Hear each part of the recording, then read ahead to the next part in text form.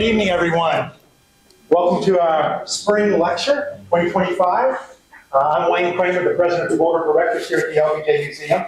And it's always fun. I wear two hats, I guess. Well, I wear more than one hat. But in addition to being on the board here at the museum, I'm also the director of the LBJ Debate Society of Texas State.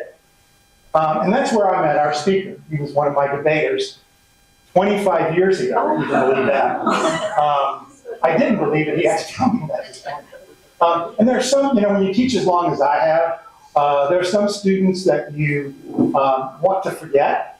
And there's some students that you really don't want to forget. And that always become a part of your life. And Gerardo is one of these people. He's been instrumental in the museum in ways that he didn't even know. If you came to our gala, our second gala, when Julian Castro spoke, it was because of Gerardo. He gave me his cell phone number. I called him and he said yes. But Gerardo was his treasurer, I think, when he ran for mayor of San Antonio the first time around. And also, Gerardo was just a lot of fun to travel with and to coach when he was a debater. There are stories that I could tell, but not in mixed company. But let me get on to the real introduction here. Immigration attorney Gerardo Menchaca has dedicated his career to the field of immigration law, assisting clients from diverse backgrounds in navigating the complexities of U.S. immigration regulations. He offers comprehensive legal guidance in both business and family immigration matters. And in addition, he provides counsel on all facets of the permanent residency and naturalization process. Menchaca is a graduate of St. Mary's University School of Law and holds a degree in economics from Texas State University. His commitment to the community is evidenced by his service on the board of directors for nonprofit organizations, including the Family Service Association and Positive Beginnings Incorporated, where he has also chaired the organization. He has been a member of the American Immigration Lawyers Association for over a decade. Notably, Mr. Menchaca has been recognized in San Antonio Scene magazine as one of San Antonio's best lawyers for 6 non-consecutive years for his exemplary work as an immigration attorney. Menchaca feels that his job is, quote, to help people get legal entrance to the United States, the best and most successful country on earth. He says, I get a lot of satisfaction from uniting people with their loved ones because families belong together. Located in San Antonio, Menchaca has established himself to help those that are interested in applying for work visas, green cards, U.S. citizenship, or starting a business in the United States. Gerardo has made it his vocation to help his clients take the steps needed to enter the U.S. legally, to achieve steps needed to enter the U.S. legally, to achieve the American dream. He is the head of the immigration section of Escamilla and Pontic.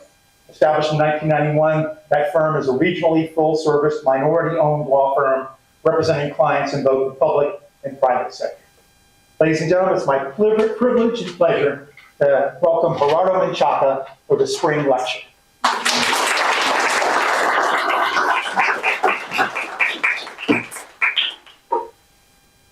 Thank you. Hi, welcome. Thank you for being here. So, look, every day, I think about how every single one of us who are in this room and outside of this room here in the United States, that we live in the best country in the world. And because we live in the best country in the world, people want to come and be a part of that, right? So, kind of like when you have the best movie at the theater, everybody wants to go see it. Well, we live in the best country, so everybody wants to live here. And that's just the reality of how things are. And the United States has often been called a nation of immigrants, a nation founded by immigrants. And when the nation's founding fathers came, there were no immigration laws on the books at that time. So they were able just to show up and become American. But that has changed. And every year there's more and more regulation. And it gets harder to come to the United States. My day-to-day job is to help people navigate that complexity. The sad part about my job is that most of the people I speak to who want to come to the United States, I say, no, no, no, no, no, I can't help you. And I have a statistic for that. I say no to 80% of the people that I speak to. Just no, no. And they have money ready to pay me and they want to hire me, and I say, I can't help you, I'm sorry. So no is just a daily word in my vocabulary. My name is Gerardo Menchaca. I'm an immigration lawyer in San Antonio. I've been practicing immigration law for 23 years. And my primary job is to help people apply for investor visas. That's kind of what I do the most. But more on that later. Because immigration law is critical to the United States, to a nation of immigrants, and it's also controversial, I want to give you a layout of the law and talk to you about how the law is structured. And then I want to talk to you about some of the things that President Trump is doing to change that law. So the layout of the land on immigration law goes like this. Think of a pyramid, okay? At the very top of the pyramid is probably where most of you are, U.S. citizenship, okay? You guys are U.S. citizens and you're at the top of the pyramid. Everyone I speak to wants to be where you sit. Okay? Below that are people with permanent residency. You might have heard the term called green card. So people who are allowed to live here and be here and work here, but they're not able to vote or run for office. We call those people residents. They're not citizens, they're just residents. And then below that is kind of where I work. People who apply for visas. A visa is a piece of paper, not a credit card. It's a piece of paper that goes in your passport. It's like a little very thin sticker on your passport that people from outside the United States use to enter the United States for a specific purpose. So for example, let's go with the front row here. Suppose this gentleman here is from abroad and he wants to come visit New York. I would get him a tourist visa. There's a visa just to come visit. If this lady here wanted to come to the United States to go to Texas State to get a master's, I would get her a student visa. If this other lady went to Argentina and found a flamenco dancer who was just wonderful, and they got engaged because they fell in love, I would get that person a fiancé visa so that that person could come to the United States and marry you.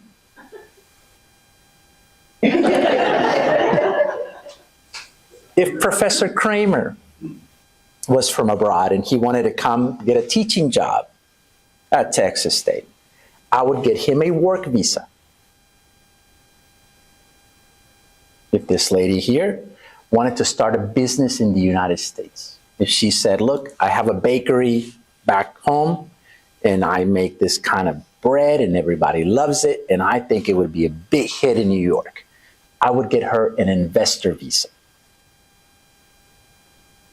The gentleman next to her was an artist, a painter. He made paintings of LBJ.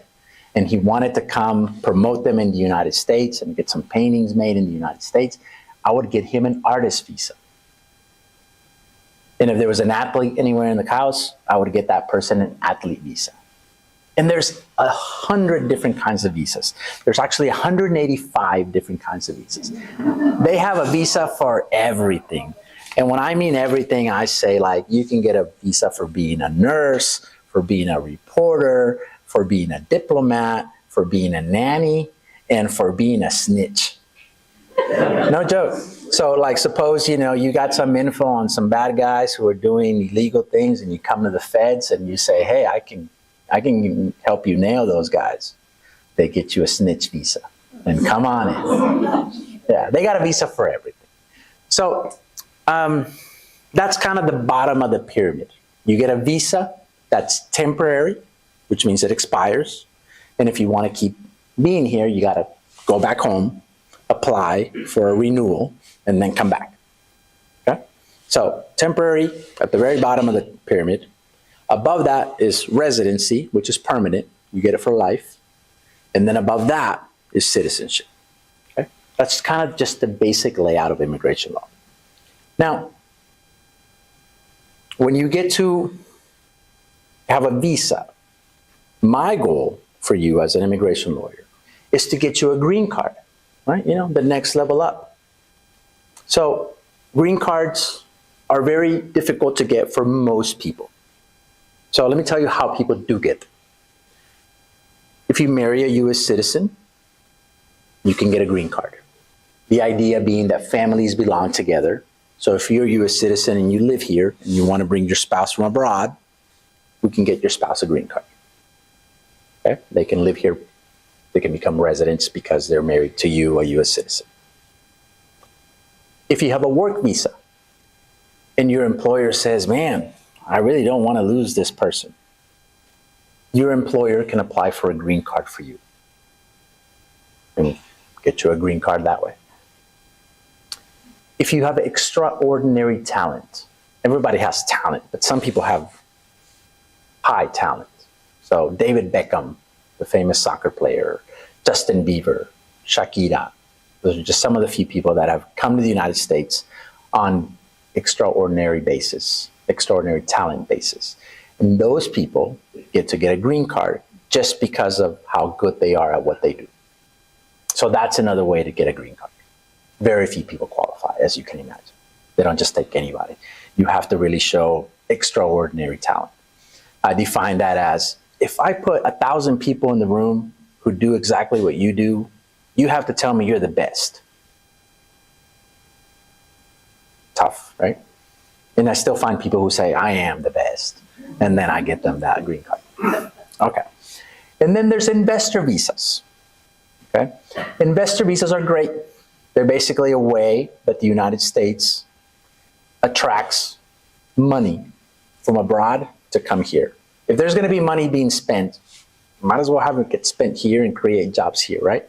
So countries like Japan, Canada, Great Britain, Australia, and the United States and others offer investor visas. And the way those work is that if you can come to the United States, invest a minimum of $800,000 and create 10 jobs, you get a green card. Sounds more complicated than that, but that's the gist of it.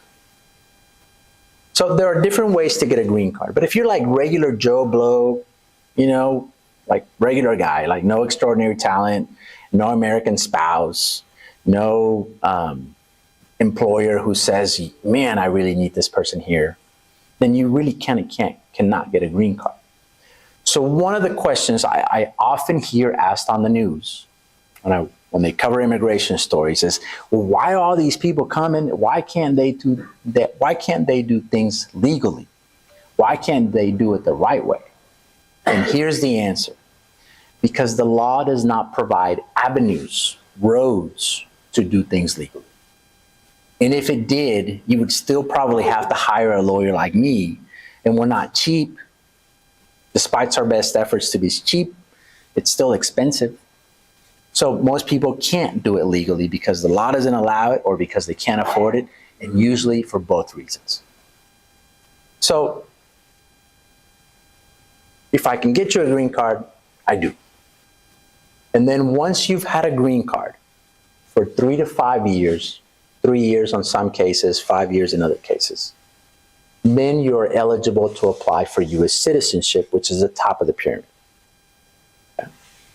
And once you're a U.S. citizen, you can vote in the United States in an election. You can run for office. And you can transmit your citizenship. Say you have a child born abroad. Well, that child is not a U.S. citizen, but because you're a U.S. citizen, we can make that child a U.S. citizen. You can also petition family members. Like if you go down to Argentina and you find somebody, you can bring them here if you're a U.S. citizen. But it's a lot harder to do if you're only a resident, and impossible to do if you only have a visa. So citizenship is the goal.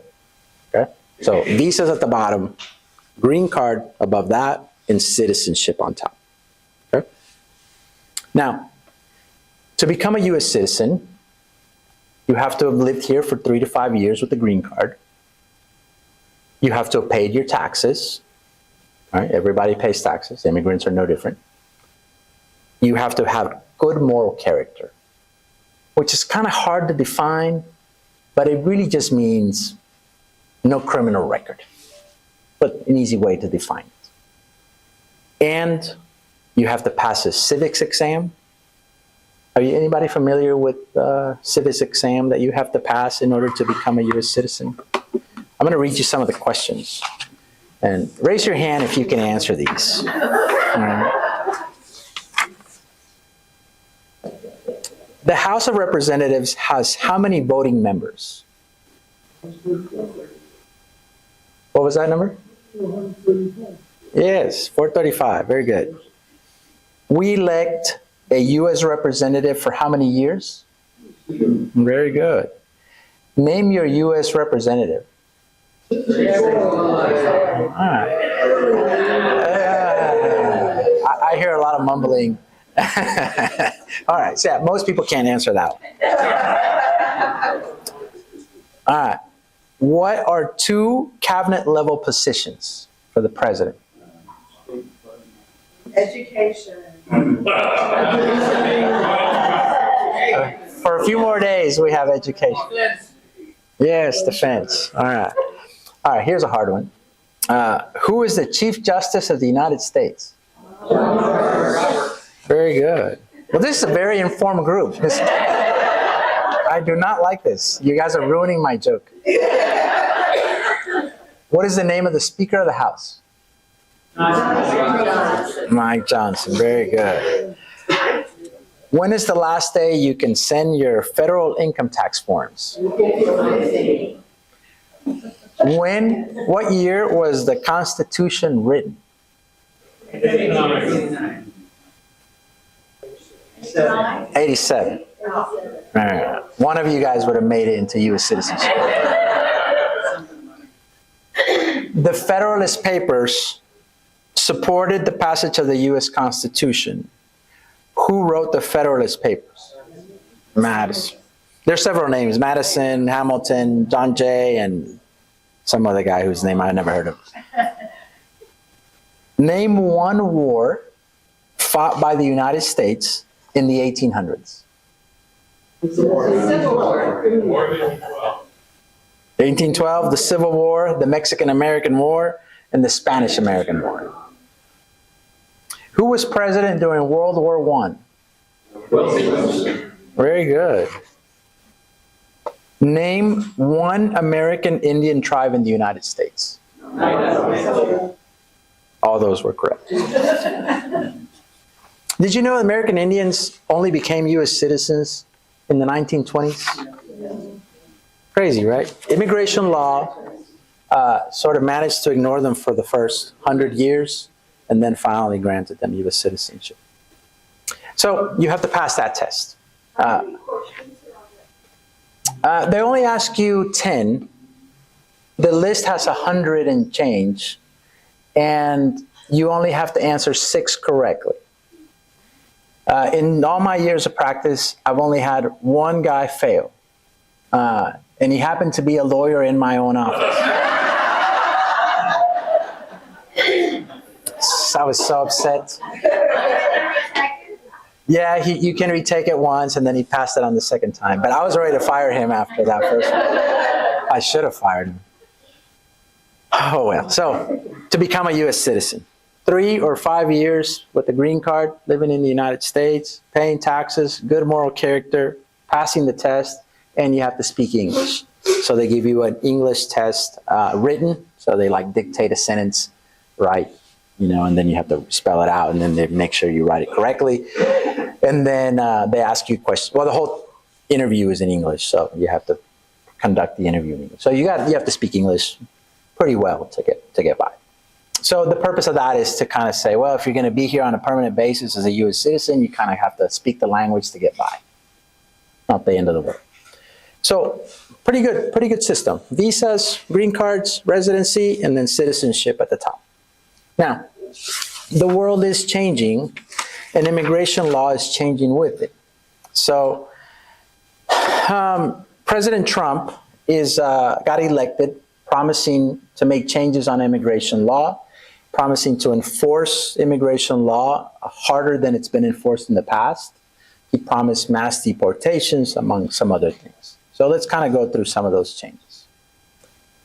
Number one, and to me the most shocking one, is he is making an effort to end birthright citizenship, right? So in the past, if you were born here, you're American, right? It's kind of the most basic of things, right? If you were born here, you're from here. Well, President Trump wants to change that. And he's saying that if your parents or your mother was in the United States without permission when she gave birth to you, that you should not be a U.S. citizen. And if your mother was here on a temporary visa, any of these that I told you about here, that you should not be a U.S. citizen. So he's changing that. He's trying to change that. He signed an executive order to change that. The issue with that is that any first-year law student can tell you that that executive order is unconstitutional on its face, because the Constitution in the 14th Amendment says that if you're born here, you're a U.S. citizen. So I sort of feel that it's shocking, because I feel like everything I learned in school means nothing, right? In the old days, what I learned in school was that if you wanted to change the Constitution, you have to get it amended, and that required a 2/3 majority approval in Congress, right? 2/3 is like super hard to get. So they made it really hard to change the Constitution. President Trump is saying, I don't have to change it. I'll just sign an executive order and let that be that. So I feel like, what? That's, yeah, but okay, fine, right? So it's making its way through the courts. It's not doing very well in the courts because, like I said, it's clear on its face that what he's trying to do is unconstitutional. But it's happening. So what he's saying is, if your parents are undocumented, you do not get to become a U.S. citizen because you were born here. And if your parents were documented but only had visa status, you still don't get to become a U.S. citizen. This issue was settled by the Supreme Court, the court that's going to be reviewing this case ultimately, in 1898, 130-something years ago. And there was a Chinese family. They were here legally. They had a baby. Baby goes back to China to visit in his 20s. And when he's coming back, he's denied entry, saying, you're not a U.S. citizen. And he says, but I am. I was born in the United States. So he files a case that goes all the way to the Supreme Court, and he wins. So they finally let him in. So I don't know where President Trump thinks he's going to find an angle to win, but, good luck to him. So that's a big effort that he's trying to do that, in my opinion, runs afoul of everything I learned in law school. He can change it if he wants, but he has to get a constitutional amendment. He doesn't want to do that because he can't. Yeah. He's doing mass deportations, and that promise I think he'll make good on. So what he's doing is he's going about it lots of different ways. One, he's expanding the powers of ICE. ICE is the Immigration and Customs Enforcement law enforcement agency under the Department of Homeland Security. And he's saying you can go out and arrest anybody you want, including in sensitive places where arrests have never been made before. Churches, hospitals, schools. And he's saying, fair game, everything's fair game. If it's in the United States, I can arrest. Harsh, but that's what it is. He's using active military members to guard the border and arrest people who are undocumented. He's expanding what they call expedited removals. So for those of you who don't know what that is, here goes. Even people who are going to get deported have a right to due process. Right? That's what we are, a country with due process, right? Country of laws, we say. And what that means is that there's got to be a process that has to be followed for you to get kicked out. And that means you have a right to see the judge and kind of defend yourself against deportation. Well, there's also a little other rule that says that, look, if you just got here, like if you're an immigrant and you just got here, like you got here yesterday, and we catch you within 100 miles of the border, your due process rights are less than if we caught you in Chicago or somewhere not on the border. Chicago might be close to the border. If we catch you in Kansas, right? Okay. So you have a lesser due process right if we catch you along the border within 2 weeks of coming in. That was the law under Biden and every other president. President Trump is saying, the heck with that. If we catch you anywhere in the United States, we will apply that limited due process rights. We're going to strip you of the normal due process and we're going to give you limited due process. And basically, expedited removal means you'll be gone within days. Right? They arrest you, they process you, and they put you on a plane and they send you off, and they're using the military planes to ship people off, and nobody has more military planes than President Trump under his command. They're also doing workplace raids in a broader fashion than have been done in the past. Every president has done them, but Trump is promising to do them more extensively. And if you happen to get arrested, say under President Biden or anybody before, because you were here undocumented, like anybody else who's arrested, you were allowed to post bail, assuming you were not a danger to the community or to yourself. You could post a bond, go on bail, wait for your court hearing, and then come back to go to court, like any other criminal case. Well, bail is being denied across the board to everybody. So if you get arrested because they think you're undocumented, you should expect like no less than 14 days in jail. That's crazy, but that's the reality. And finally, President Trump is authorizing local police to become ICE agents and help in the deportation of people who are here without permission. So those are all the things he's doing in an effort to get mass deportations going. He's also doing a travel ban for people from some countries. He did it in his first term. He basically named all these countries. They're all Muslim majority countries, and they call it the Muslim travel ban. So he executed a travel ban if you were Muslim, basically. And now he's getting ready to announce a second ban. They call it Ban 2.0. But it just include Muslim countries. It's expected to include Venezuela and North Korea. That's coming soon. And what that means is if you, instead of an Argentinian person, if you end up with someone from North Korea or Venezuela, you cannot bring them, period. Thus violating the rights of US citizens who want to be reunited with family members from these countries. So immigration is not just something that affects immigrants, it also affects businesses and people and families in the United States. That's why this issue is important.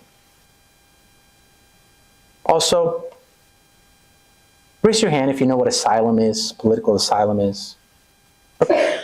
Very good. So political asylum is this concept under international law, under The Hague, where America has always been the leader of this, saying, look, if you are in a country where you're being persecuted because of your religious beliefs,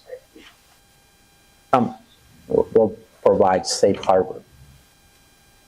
If you live in a country where you're being persecuted for being gay, we provide safe harbor. For your political views, we provide safe harbor. For being a woman, for your gender, for your national origin, for your political beliefs, for being a reporter, come and we provide safe harbor. And that's kind of been the symbol of that has been the Statue of Liberty. Well, President Trump is basically suspending asylum.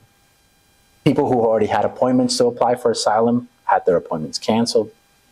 Border Patrol agents have been ordered to turn people back without granting them an asylum hearing, which was standard practice in previous administrations.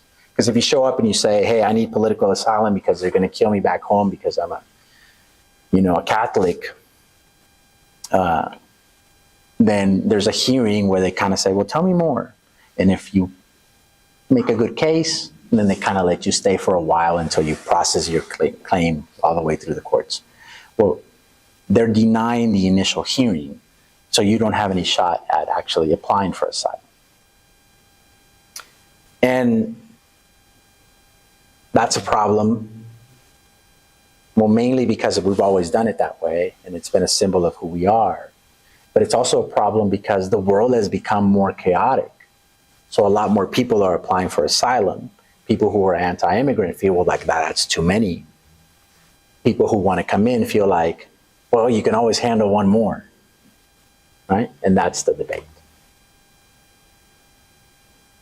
And lastly, President Trump is using or trying to use powers of a wartime president. So when the country's at war, deportations are immediate. Like they just put you on a plane and send you out. Right? There's no hearing, there's no lawyers, there's no court. They can just ship you out. The idea being, if the enemy is here, we don't have to give them due process. We can just send them home, right? Well, he's trying to use those powers of a wartime president to expedite the removal of people who are here on document. And this is where I feel like everything I learned in school means nothing, because we are not in war. So how can a president use wartime power rules when we are not at war? Makes no sense to me. We'll see what happens. But that's the reality of where we are. Now, the problem with mass deportations and all these changes to the rules is that it's going to affect lots of Americans. So about 5 million kids in the United States have a parent who's here undocumented. So when you deport everybody, let's say, and the estimates are that 10 million people are in the United States undocumented. If you manage to deport all of them or most of them, you're going to end up with a bunch of kids that are semi-orphaned. And that's a problem for this country. Anyone who lost a parent would know that's tough. And that's what's coming. Deportations are not the answer. Do you guys know which president deported the most people? Obama. Trump, in his first term, under him, 1.5 million people were deported. Under Obama, in one term, 3 million people got deported. Right? And did Obama fix anything on the immigration front? I would say no. Is Trump going to fix this? I would say no. Because the real problem is not the immigration itself, but the cost of immigration. And the cost of immigration is war abroad, climate change. You guys have no idea how many people come into my office and they say, I used to be a farmer, but it doesn't rain anymore. Or I used to raise goats, but there's no water, there's no feed. So people are getting displaced just by climate change. And is that going to get any better within the next 20 years? No, it's only getting worse. Look forward 50 years. Where does that go? Is that going to get better? No. So here's the issue. Congress, for the past 30 years, has been largely ineffective at tackling issues like immigration. My understanding is that most people in Congress come from what they call safe districts, right? Where you come from a district that, well, most everybody's a Democrat, or you come from a district where most people are Republican. So you feel pretty safe just voting for everything the Republicans want if you're on this side, and you feel pretty safe voting for everything the Democrats want if you're on this side. And you don't feel the need to compromise because compromise is punished by the voters. So consequently, Democrats and Republicans can't ever come to a deal on immigration. They've come close twice, but never finished. So if they're never going to finish, this issue is never going to be resolved. And it's only going to get worse. So I pray that you guys will speak to your congresspeople and say, can you work out a deal? Can you make it work? Because best I can tell, it's not going to get any better. Thank you for having me.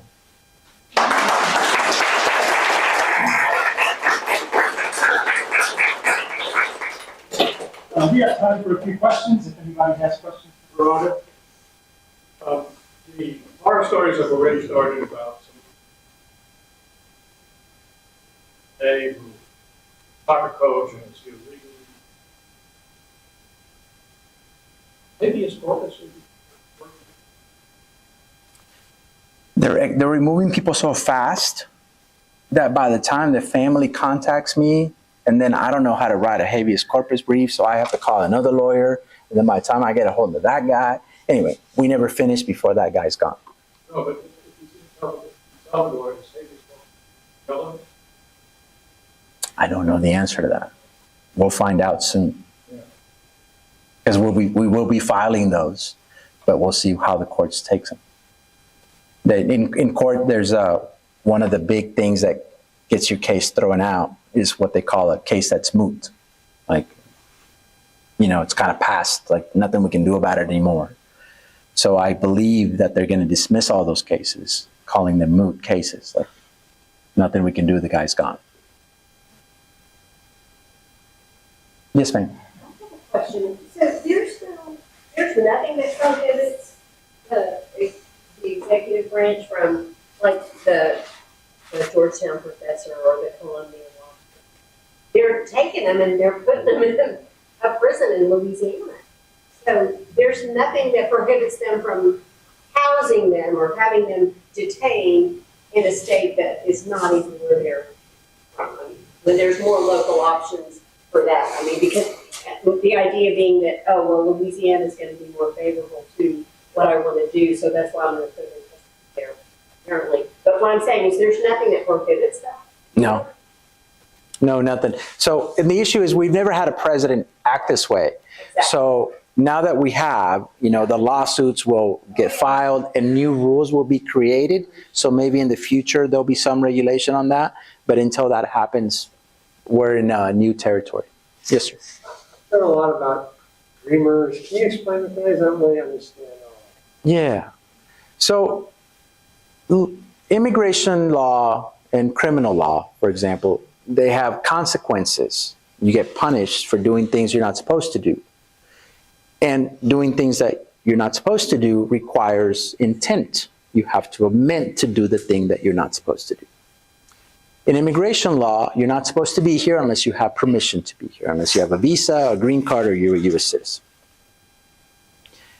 There are people here who don't have a green card, don't have a visa, and are not U.S. citizens. So they're undocumented. But they lack that intent to break any laws. Imagine this scenario.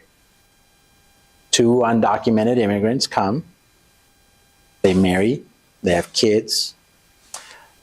Those kids are U.S. citizens, right? So the kids are cool. If Trump passes away, they will not be cool. But right now, they're cool. Imagine another scenario. 2 undocumented immigrants marry outside the United States and they have a baby and they bring baby with them. So baby came to the United States not knowing what the United States is, right? Like they had no intent of violating any law. Kids usually just follow their parents without any fault of their own. So we have approximately 1 million kids who came to the United States undocumented or are in the United States undocumented through no fault of their own because they're just here because their parents brought them. Now, their claim is, I didn't do anything wrong. I mean, I get it if you want to deport my mom because she broke the rules, but I didn't break the rules. I was a minor. Minors don't have the mental capacity to break the rules under law, right? We say under 18, you're a minor, you don't have the same rules apply to you. So we have these people who are dreamers. We call them dreamers because they dream of the American dream, but they don't have their driver's license. They're 16 years old and they don't have a social security number. They can't get a bank account. They can't get a passport. They can't get a job. So President Obama created a program called DACA, which helps the dreamers get a driver's license and a social security number and a work permit. And that program is constantly being challenged in the courts, and it's close to being defeated. So there's about 1 million kids, some estimates say it's only like 600,000, some of those kids are older now, they're in their 30s, who are going to get deported, even though they don't know home, because this is home to them because they came here as minors. Many of them don't speak the language from their home, but they're on the chopping block. Yes, sir. I taught English as a second language. Parents, kids, successful. Some are engineers, some are even lawyers, some are teachers, some are in the medical field. Very successful. I wonder what can happen to them. The way things are going, they're going to be on the deportation list within the next 3-4 years. Yeah. It's a shame. Yeah. Yes, ma'am. Gerardo, in the U.S. military, what is it typically?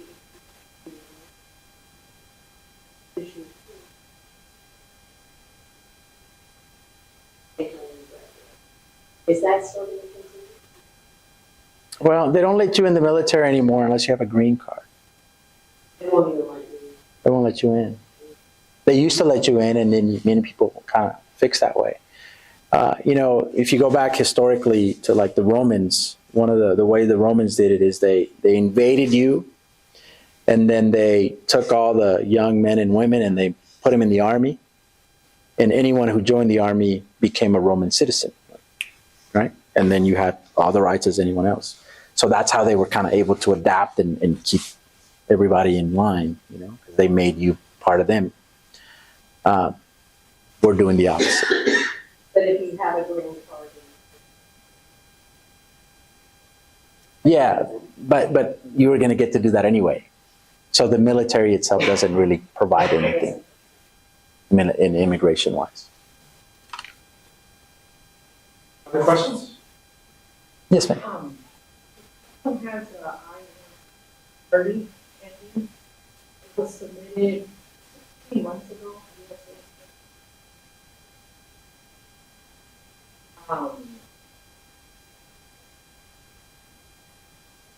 That they got that, but the only thing it said was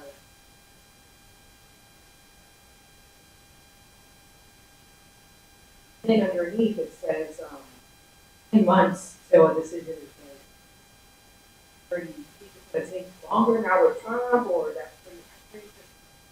You know how you can check the processing time? It says 80%. 80% of the case. Usually 16 months, about 16 months, give or take. So, but now it's saying that it's. That's Is that okay. pretty standard? Yeah, that's pretty standard. The immigration system department is inefficient, but they are really good in the end. They really do review things and they think about them, and I think they make good decisions. They just don't do them as fast as we wish they would. And then it doesn't even let you submit for status until like another. Yeah. Find a file. Yeah, I'm going to tell you a secret in my office. We don't even look at those processing times because we don't believe them. No, we do. We see them, right? But then, it says, wait 10 months. You come back 10 months later, and they're like, check in 6 months. So, why even check? Just wait. Can the lawyer call status or the office? Yeah. I don't think the person can get through. I'm sorry to tell you, we can't get through either. So what happened is they kind of outsourced to some private company the handling of those calls, and they just kind of say, you are within normal processing times, so we don't have any information for you. And all they do is they just expand the processing times so that everybody's within normal processing times. But I feel like that is kind of the best they can do. So when I started practicing law, the I-130 form, which is kind of the basic form to apply for a relative, was 2 pages long. Today, I think it's 26. Yeah. So Yes, ma'am.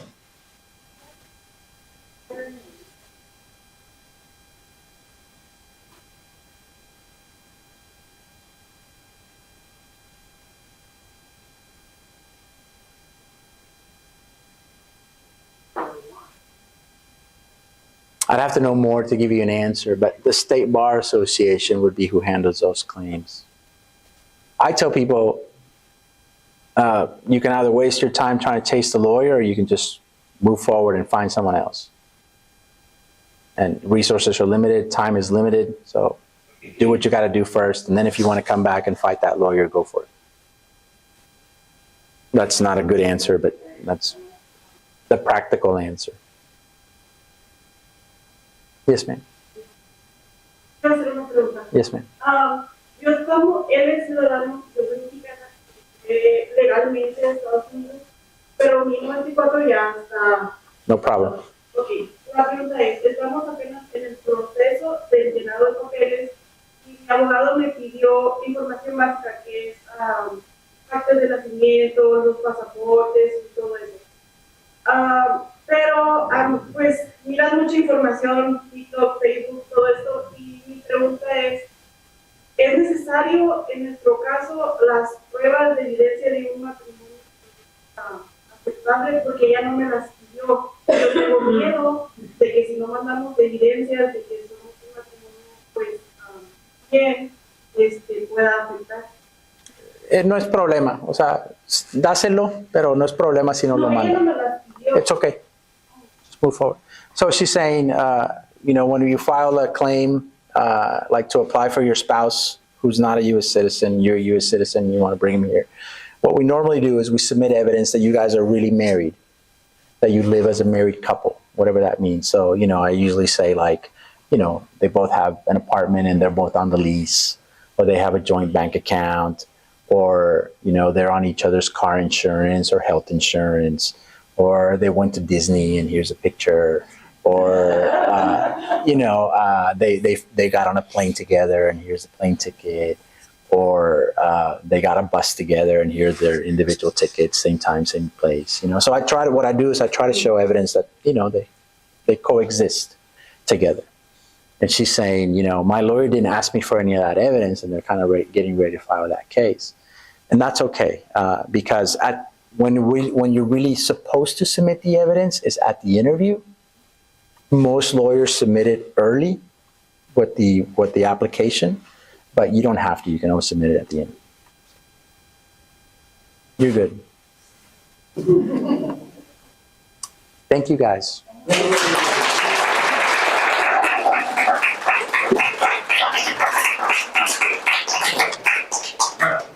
been our pleasure to have y'all here this evening. It's my pleasure to have my former student here again. Proud of him, proud of the work that he does, and proud of this museum. So come and visit us often. Come back in the summer for our summer Chautauqua, and in the fall lecture, and then we have our 20th anniversary gala next January. 20 years old. Thank you very much. Thank you.